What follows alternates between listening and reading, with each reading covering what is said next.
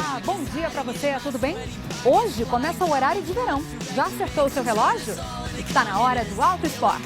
E a gente abre esse programa com arte. Até 2 portas de Fusca servem de suporte para o artista falar de trânsito. Vamos falar da onda do retrovisor digital. Olha como você enxerga tudo. O ponto cego sumiu, né? Carrinhos para deixar a criançada de qualquer idade feliz. Teve Herbie, é muito reconhecido, então vira até um carro de fotografia, né? A galera olha, tira foto. Manchas que aparecem com água de reuso. A água evapora, mas várias substâncias químicas ficam. Tem Superbike. E para dar a largada, fique de olho no horário de verão. E aí, já acertou o relógio do seu carro? O horário de verão já começou e vai até o dia 17 de fevereiro. Nesses primeiros dias, essa 1 hora de sono perdida deixa a gente mais desatento na hora de dirigir. A ciência que estuda o nosso relógio biológico é a cronobiologia. Este ano, 3 ganhadores do Prêmio Nobel de Medicina são dessa área. Eles descobriram os mecanismos moleculares que regulam a pressão arterial, a temperatura corporal, o sono e até o humor. O professor Luiz Mena Barreto é um dos pesquisadores mais importantes do Brasil nesse campo. E aí, professor, conta pra gente, como é que o horário de verão interfere no funcionamento do nosso corpo?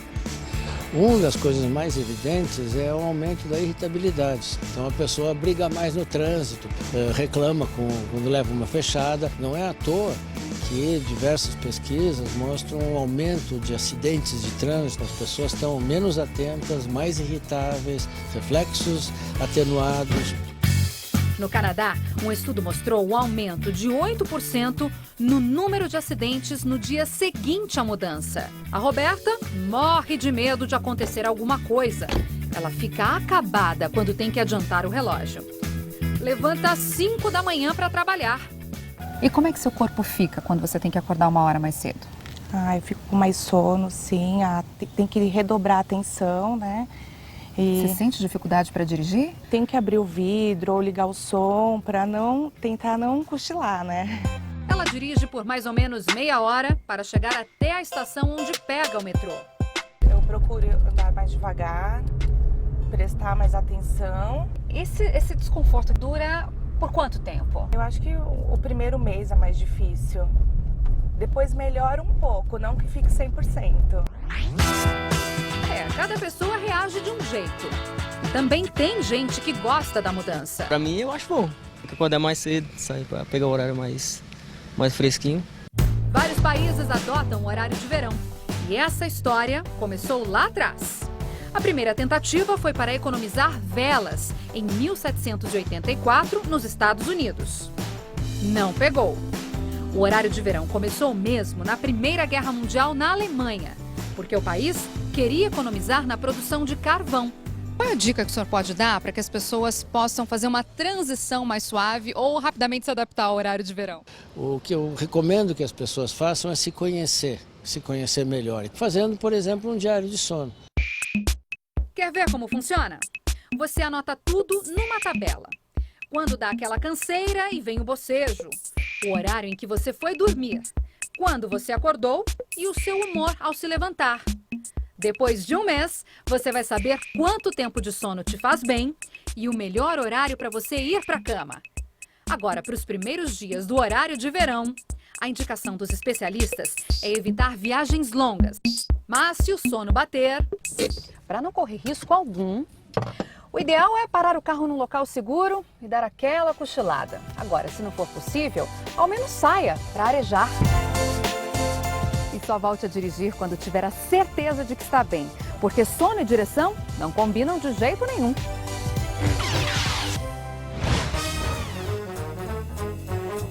Modelos de cinema. Alguns foram para as telas, outros bem que mereciam. O Lincoln Zephyr 1940 é cheio de personalidade. Teto rebaixado e um recorte de cores que dão a sensação de movimento mesmo com o carro parado. O Chrysler Turbine esconde no motor uma ideia maluca de propulsão por turbinas. Tudo no carro lembra os equipamentos de um avião. Agora, de cinema mesmo, é o Herbie. É muito reconhecido, então vira até um carro de fotografia, né? A galera olha, tira foto. O Fusquinha se tornou querido nos anos 60 e 70. Foram 6 filmes. E teve Herbie na época que ganhou um motor de Porsche 356 para fazer as cenas que precisavam aí de uma velocidade maior do que ele podia atingir na época com o motor original. Outro carro dos anos 60 é esse Hot Rod. Carroceria dos anos 30, mecânica dos anos 50 e 2 carburadores dos grandes. Receita apimentada que fez sucesso na lanchonete do filme American Graffiti. Foi o segundo trabalho do diretor George Lucas, de Guerra nas Estrelas. Ele retratou como os jovens americanos gostavam de pegar o Ford B de 32 e tiravam parte da lataria para deixar o carro mais leve. Essa versão ganhou o apelido de High Boy, ou Menino Alto. Mais uma estrela cinematográfica é o Ford 41 Coupé. Na época da lei seca, ele era um dos preferidos para o transporte clandestino de bebida. Olha só o esconderijo. As destilarias contratavam os melhores pilotos para transportar o produto. E aí vieram as rixas. Qual é o carro mais veloz entre os estados? Esse aqui, ó, fez sucesso no Alabama. Mas os pilotos gostavam mesmo das pistas. Aí, palmas para essa dupla. O Hudson Hornet e o Superbird da Plymouth. A série limitada da Plymouth é de 1969. Foi o primeiro carro de fábrica disponível ao público com velocidade máxima de 300 km por hora. O Hudson foi um papa-títulos na década de 50, com uma carroceria feita em monobloco. Os dois reviveram a fama em velhos circuitos recriados por um brasileiro. Nesse caso, eu só olhei fotografias de pistas antigas. Como que fica o chão depois de muito tempo sem ser usado, aonde que cresce o mato, como que ficam os pedacinhos de pedra, né? E outro esportivo desfila na cidade animada. Hello, Radiator Springs! Essa atitude toda também é made in Brasil. Começo a olhar os carros na garagem e tudo e fico pensando, nossa, como é que seria a voz, né, desse carro? Como é que seria, assim, aí você começa a imaginar o olho, né, nossa, como é que seria a adaptação desse carro se fosse para um desenho? Divertido, né? A seguir, Olha como você enxerga tudo. O ponto cego sumiu, né? onda do retrovisor digital. Manchas que aparecem com água de reuso. Tem Superbike. Motor no limite. Freadas fortes. Público de olho em cada ultrapassagem. A cada etapa, os pilotos da Superbike levam um espetáculo cada vez mais emocionante para o circuito. Agora, repare no movimento deles para fazer as curvas de forma mais rápida. A gente faz muito um gingado de corpo. A gente não fica sentado, a gente fica meio apoiado nas pernas, né? A gente só dá aquela deslizada em cima do banco, então não fica muito confortável, não. Quanto mais você sai da moto, mais a moto vira. Você tem um centro de gravidade em cima, que é o piloto, senta para fora, automaticamente a moto vem mais para dentro. Quanto mais deita, derrapa, quanto menos deita, derrapa menos. É o balé do motociclismo que a gente chama, né?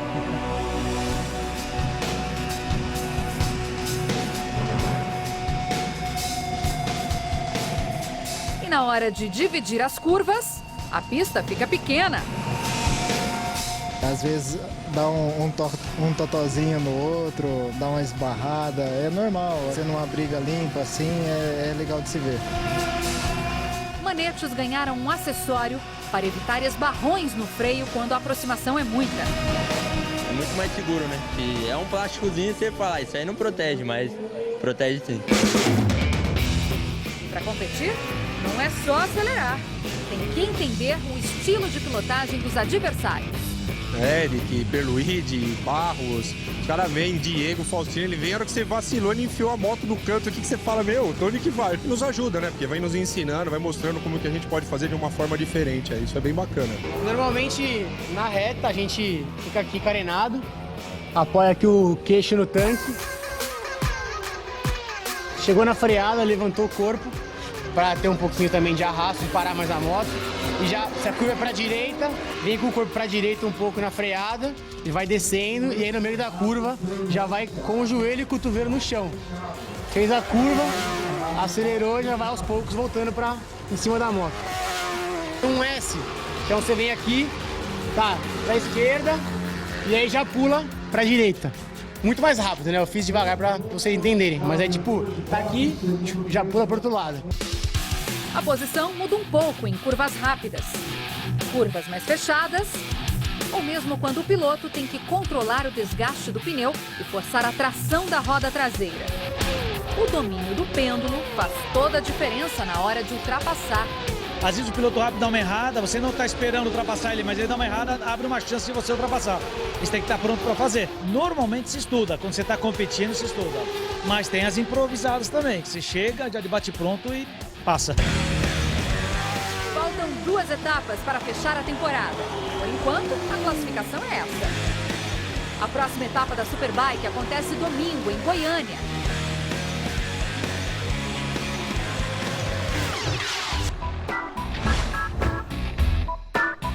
Tempo chuvoso, depois ensolarado.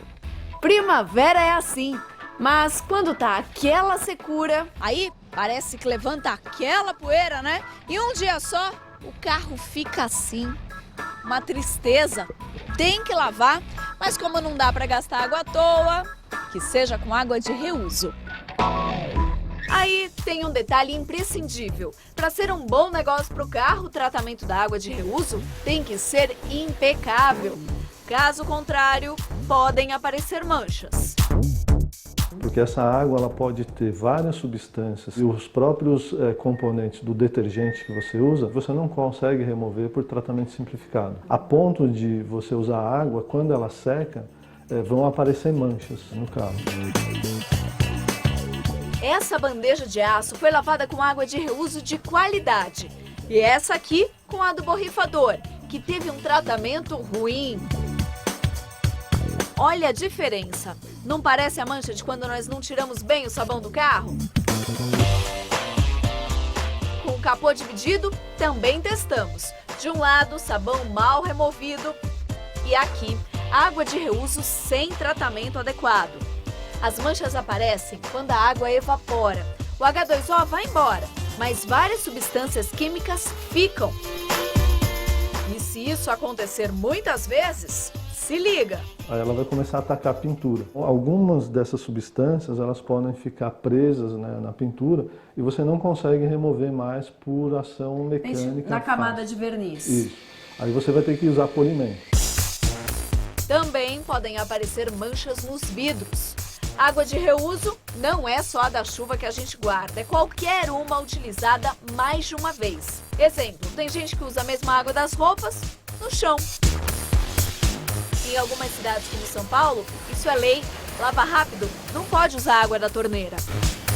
Quer levar o carro num posto de lavagem que faz certinho? Então presta atenção se ele tem uma estação de tratamento como essa. É ela que vai garantir uma água limpinha. Funciona assim. A água que sai do carro com sabão e sujeira cai numa valeta. Depois, segue para um reservatório com areia que separa água de óleo. Dali, começa o tratamento em 3 cilindros. Um corrige o pH, outro separa substâncias que estão junto com a água. E a gente nem acredita, viu? Mas olha a sujeira. Por último, a água passa pelo filtro e é adicionado cloro. Sai bem diferente da que entrou. Mesmo com tudo isso, o reuso tem validade. De 5 a 7 vezes. Depois disso, tem que reciclar essa água, tem que trocar a água, porque ela satura. Imagina mais ou menos você ter um copo com... Você vai colocando açúcar e vai mexendo. Vai chegar uma hora que você vai ver o açúcar fica embaixo. Aqui a gente pode comparar a mesma coisa. Antes a gente gastava 4 caminhões de água de 10 mil litros por mês. Hoje a gente compra apenas um caminhão para ir renovando esse estoque de água, porque ela não é infindável, né? Por carro, numa lavagem, se vão aproximadamente 200 litros. Agora, se o posto renova ou não a água, difícil ter certeza. Por isso, fica de olho se não vão aparecer umas manchinhas aqui, outras ali. A seguir, até 2 portas de Fusca servem de suporte para o artista falar de trânsito. E a onda do retrovisor digital. Como desviar daquilo que não se vê. Óbvio, estava no meu ponto cego ali. E hoje você tem tecnologias, são câmeras que ficam ali no espelho retrovisor que com certeza teria evitado esse conflito. A Gisele adora todo tipo de tecnologia e mal pode esperar por um futuro sem espelhos.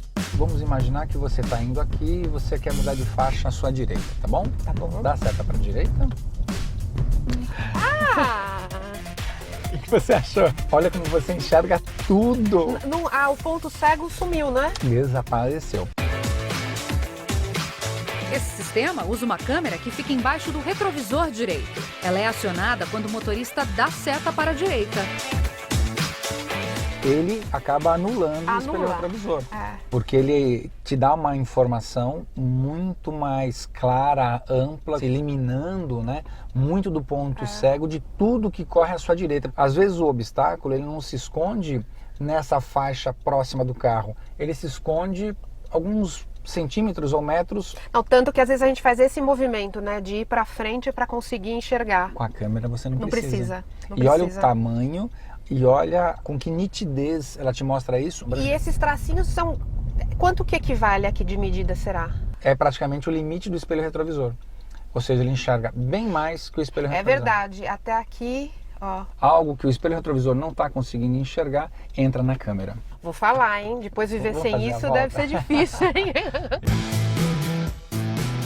Aqui no Brasil, dirigir com câmeras no lugar de espelhos é possível. Mas sem espelhos ainda não rola. Esse tipo de opção tem sido muito testada. Na Europa já tem desenvolvimento para categorias que correm nas 24 horas de Le Mans. Nada de espelhos, só o monitor, que além de mostrar o que está atrás do piloto, avisa quando um carro se aproxima em alta velocidade para ultrapassagem e de qual direção ele vem vindo. Conceitos como o Audi A-tron 4 e o BMW i8 Concept têm apenas pequenas câmeras. E o ganho aerodinâmico é grande.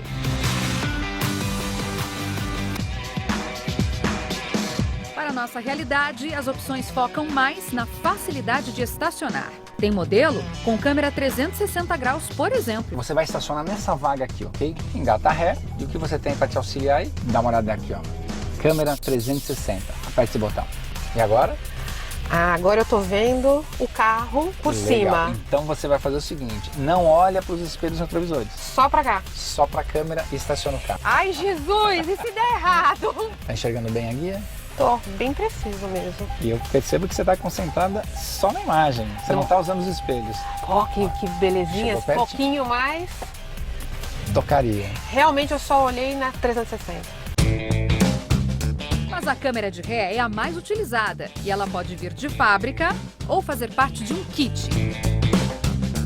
Câmera e retrovisor saem por cerca de R$100. E ainda tem o custo da mão de obra de instalação. É algo do qual a gente consegue se adaptar? Então vamos fazer diferente. Vamos. Eu vou te perguntar. Vamos embora. Volto daqui um ano. Aí daqui um ano eu falo se era questão de não utilização, de não ter prática, ou se na verdade é porque é difícil mesmo. Você entendeu? Ela só pediu o carro para ficar um ano do alto. Test drive, não tem problema nenhum.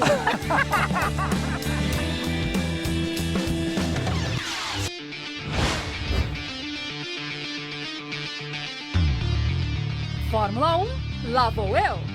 Será?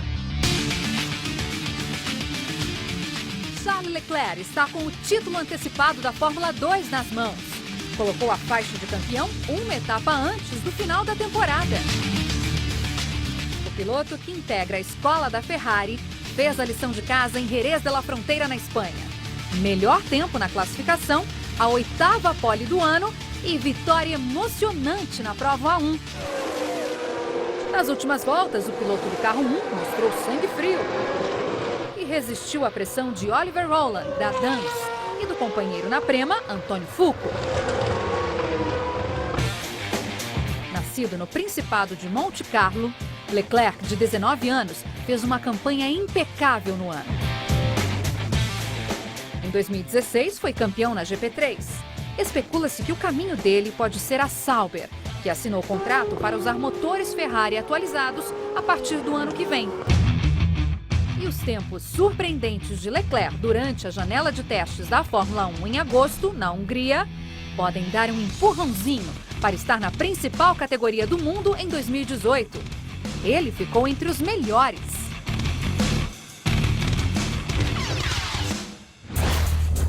A loucura do trânsito em obras de arte. Esta exposição em São Paulo mostra obras que transformaram as mensagens das placas. Aqui, toda a proteção para os pedestres. Nessa outra, a lembrança de um choro. Eu sempre gostei muito das placas de trânsito, né? O amarelo e preto. É uma visualidade muito rápida, muito imediata, de leitura muito imediata. E desde quando você trabalha com o trânsito na sua arte? Pois é, a questão do trânsito tem uma reflexão mais profunda, que é o trânsito como... Todos nós estamos em trânsito, né? A questão do ser humano, a passagem do ser humano pelo planeta, né? Além do automóvel, além do carro, da visualidade da cidade. Outros elementos dos carros também são usados. O painel do velocímetro junto a um desenho da anatomia frágil do corpo humano diante da velocidade. Antigos quebra-ventos se transformam num peixe.